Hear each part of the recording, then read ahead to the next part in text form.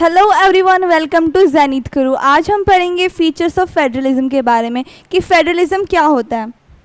जैसे कि फेडरलिज्म आपको वैसे नॉर्मली हम जानते हैं कि जब गवर्नमेंट को हम एक से दो से ज़्यादा लेवल में डिवाइड कर देते हैं, उनकी पावर को डिवाइड कर देते हैं, तो वो हमारा क्या होता है, फेडरलिज्म होता है। यानी जो हमारे जो लेवल है वो लेवल हम बढ़ा देते। जैसे कि अभी हमारे इंडिया में कितने 3 लेवल गवर्नमेंट है।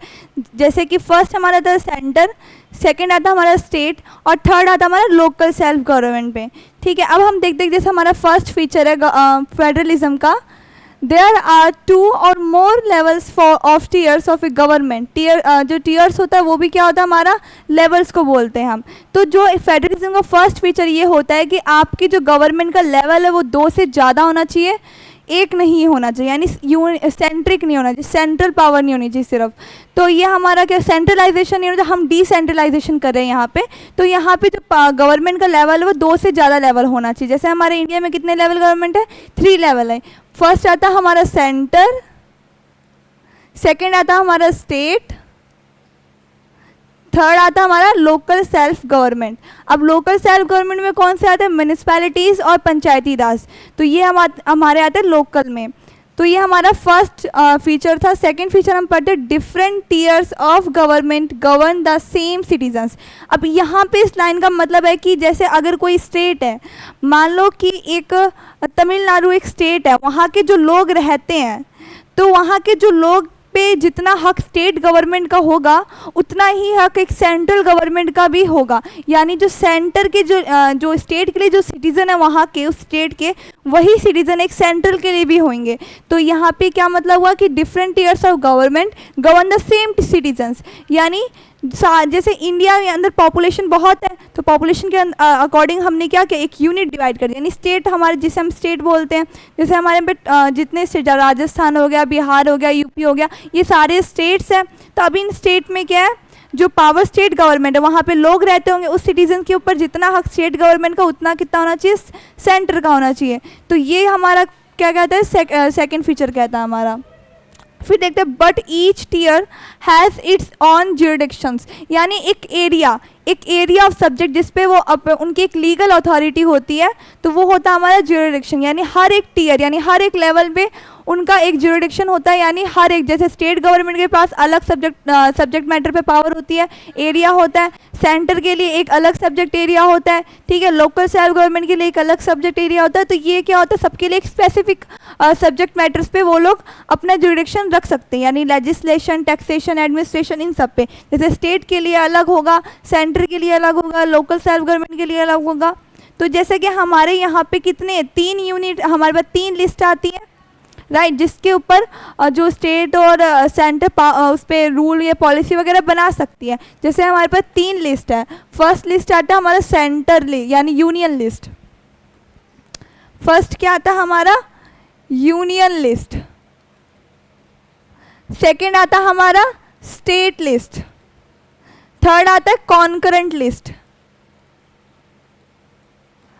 अब जो ये यूनियन लिस्ट में जितने भी सब्जेक्ट्स आते हैं, यानी डिफेंस हो गया, फॉरेन पॉलिसी होगी, ये सारे कौन बनाता है, सेंटर बनाती है। स्टेट में जो सब्जेक्ट्स होते हैं, उस सब्जेक्ट के ऊपर जो भी, जैसे कोई भी मैटर होगा सब्जेक्ट के लिए स्टेट में, तो वो सारे जो सब्जेक्ट उसमें स्टेट में आते हैं वो कौन बनाता है, स्टेट बनाता है। कॉन्करेंट लिस्ट में यानी दोनों मिल के बनाते हैं।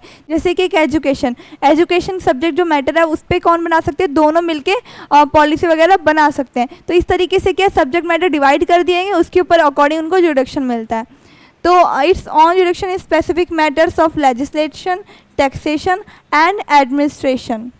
फिर हमारा आता है third feature, the jurisdictions of the respective levels और tiers of government are specified in the constitution. यानी जितने भी ज्यूरिडिक्शन है, एक रिस्पेक्टिव लेवल्स और जो टीयर्स ऑफ गवर्नमेंट के हैं वो सारे स्पेसिफाई है कॉन्स्टिट्यूशन में।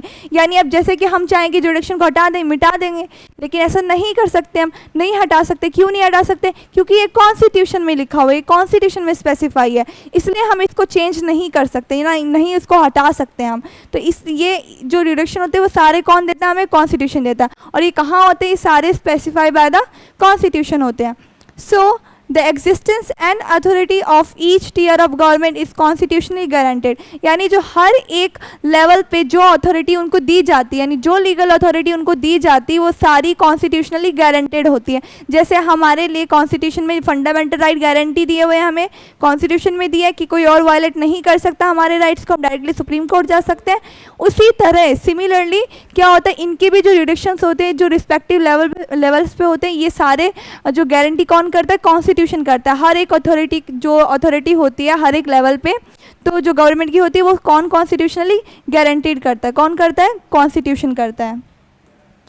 फिर हमारा फोर्थ फीचर आता है the fundamental provisions of the constitution can not be unilaterally change by one level of government, यानी फंडामेंटल यानी बेसिक जो प्रोविजंस होते हैं कॉन्स्टिट्यूशन के, fundamental provisions of constitution can't be unilaterally changed, यानी जो बेसिक प्रोविजंस होते हैं कॉन्स्टिट्यूशन के अंदर वो सिर्फ एक सेंटर जो है, सेंट्रल लेवल पे जो गवर्नमेंट यानी यूनियन लेवल पे जो गवर्नमेंट होती है वो अकेली चेंज नहीं कर सकती है, यानी वन लेवल पे वो जो भी हमें प्रोविजंस को चेंज करना है कॉन्स्टिट्यूशन के अंदर या तो उनके अंदर क्या करना, वो चेंज नहीं कर सकती, यानी नहीं अमेंड कर सकती, उनको सारे जो स्टेट उन सबसे उनका अप्रूव मतलब उन सबसे कंसेंट कर लेना पड़ता है, तब जाके हम कोई चेंजेस कर सकते हैं। Such changes require the consent of both the level of government, यानी इन सब जो प्रोविजंस के अंदर चेंज लाने के लिए तो उनके लिए हमें कंसेंट लेना पड़ता है। किससे लेना पड़ता है, जो कि अदर लेवल ऑफ जो गवर्नमेंट हो, यानी जो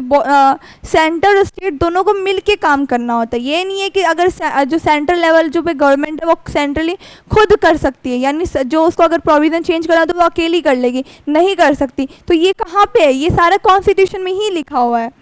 फिर देखते हैं ये हमारा फेडरलिज्म का फीचर्स है। अब देखते हैं हम fifth feature, courts have the power to interpret the constitution, यानी कोर्ट के पास पावर होती है कि वो इंटरप्रेट कर सकती है कॉन्स्टिट्यूशन को, यानी वो बताती है कॉन्स्टिट्यूशन में क्या है क्या नहीं है, क्या पावर्स है डिफरेंट लेवल्स के, तो ये सारी चीज़ें कोर्ट्स करती है। और जो कोर्ट जैसे कि कोई भी पॉलिसी वगैरह आती है उन सबको री इंटरप्रेट कर सकती है, कोर्ट के पास ये पावर होती है।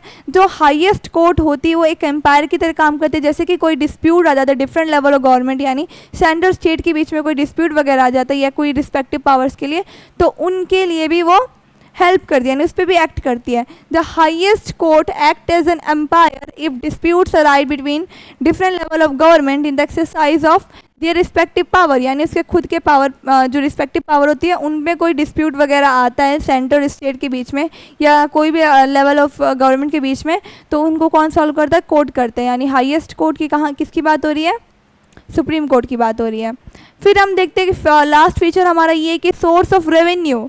अब रेवेन्यू हमें हर एक गवर्नमेंट को रेवेन्यू क्यों चाहिए होता है, जो भी गवर्नमेंट को रेवेन्यू क्यों चाहिए होता है ताकि वो एक्सपेंडिचर कर पाए। अब जैसे कि रेवेन्यू हम जैसे पब्लिक सर्विसेज वगैरह जो मिलते हैं, हॉस्पिटल वगैरह हो गया या पब्लिक स्कूल्स वगैरह हो गए, तो उन सब के लिए इंफ्रास्ट्रक्चर में जो फ्री ऑफ कॉस्ट जो चीज़ें चलती हैं उन सब के लिए जो गवर्नमेंट जो सर्विस प्रोवाइड कराती है पीपल को फ्री ऑफ कॉस्ट, तो उन सब में हमें रेवेन्यू चाहिए। अब वो बिना पैसे के तो होने से रहा, तो उन सब के लिए हमें रेवेन्यू चाहिए होता है। तो उन रेवेन्यू के लिए हर एक जो गवर्नमेंट होती है उनको स्पेसिफाई किया गया कितनी उनको फाइनेंशियल ऑटोनॉमी है। ऐसा नहीं है क्या, मतलब जैसे स्टेट को आज रेवेन्यू की ज़रूरत है तो इसका मतलब जब तक सेंटर नहीं देगा तो वो कर नहीं मतलब वो कुछ भी नहीं कर पाएगा, तो सारी पावर सेंटर के पास नहीं है। तो यानी जो फाइनेंशियल ऑटोनॉमी है वो स्टेट को भी दी गई, यानी हर एक लेवल ऑफ गवर्नमेंट में दी गई है। यानी sources of revenue for each level of government are clearly specified to ensure its financial autonomy. तो इसलिए जो अब रेवेन्यू है वो रेवेन्यू हमें कहाँ से मिलता है, ये रेवेन्यू हमें मिलता है टैक्स से। जितने भी टैक्स होते हैं जो गवर्नमेंट लेती है टैक्स, जो इनकम जैसे इनकम टैक्स हो गया या कोई भी टैक्स वगैरह होते हैं। अब आपको पता है जो इनकम टैक्स होता है जितनी ज़्यादा इनकम बढ़ती है उतना ज़्यादा टैक्स बढ़ता है, ठीक है, ये हमें सबको पता है। जो टैक्स वगैरह होते हैं उन्हीं से क्या हमारी जो सर्विसेज होती है वो हमें मिलती है। अगर आप टैक्स नहीं दोगे तो हमारा सर्विसेज हमें इतनी ज़्यादा अच्छे से नहीं मिल पाएगी। इसलिए जो रेवेन्यू होता है रेवेन्यू यूज़ होता है एक्सपेंडिचर के लिए, यानी जो गवर्नमेंट एक्सपेंडिचर करती है, जो भी वो पब्लिक सर्विसेज के लिए यूज़ करती है, तो वो सारा किससे हमारा होता है प्रोसेस, रेवेन्यू से होता है। तो ये आज हमने पढ़ा अपना फीचर्स ऑफ फेडरलिज्म, जिसमें हमने 6 फीचर्स पढ़े। फर्स्ट फीचर हमने देखा कि 2 और मोर लेवल होने चाहिए फेडरलिज्म में, राइट। फिर हमने सेकंड देखा कि हर एक लेवल ऑफ गवर्नमेंट के एक उनके खुद के एक एरिया होती है जुरिडिक्शन का, ठीक है, वो भी हमने देखा। और ये सारा कौन गारंटी करती है, ये सारी गारंटी करती है हमारा कॉन्स्टिट्यूशन करता है। फिर हमने देखा कि जो भी फंडामेंटल प्रोविजंस होते हैं कॉन्स्टिट्यूशन के, वो यूनिलेटरल यानी खुद जो सेंटर है वो खुद चेंज नहीं कर सकती है, उसको कंसेंट लेना पड़ता है बोथ लेवल ऑफ गवर्नमेंट से, यानी अदर लेवल ऑफ गवर्नमेंट से भी। जो अब देखते हैं जो कोर्ट होती है, कोर्ट क्या करता है, वो इंटरप्रेट करता है कॉन्स्टिट्यूशन को, और जो पावर्स है उनको वो बताता है डिफरेंट लेवल्स पे। फिर देखते हैं जो अगर इन सेंटर और स्टेट के बीच में अगर कोई डिस्प्यूट आ जाता है तो उनको भी कौन सॉल्व करता है, उस पर एक्ट कौन करता है, जो हाईएस्ट कोर्ट यानी सुप्रीम कोर्ट करता है। फिर हम देखते हैं source of revenue for each level, यानी जो कि रेवेन्यू होता है जो हर एक लेवल पे जो सोर्स होता है वो भी क्या है, क्लियरली स्पेसिफाइड है। फाइनेंशियल ऑटोनॉमी, यानी उनको फाइनेंशियल ऑटोनॉमी मिली है, वो क्लियरली स्पेसिफाइड है कि कहाँ से किसको कितना रेवेन्यू मिलेगा। तो ये सारा क्या हमारा फेडरलिज्म का आज हमने फीचर्स पढ़े थे। Thank you for watching. और अगर आपको और भी हमारी वीडियोस देखनी है तो आप जो मेरे चैनल्स है उसको आप सब्सक्राइब कीजिए।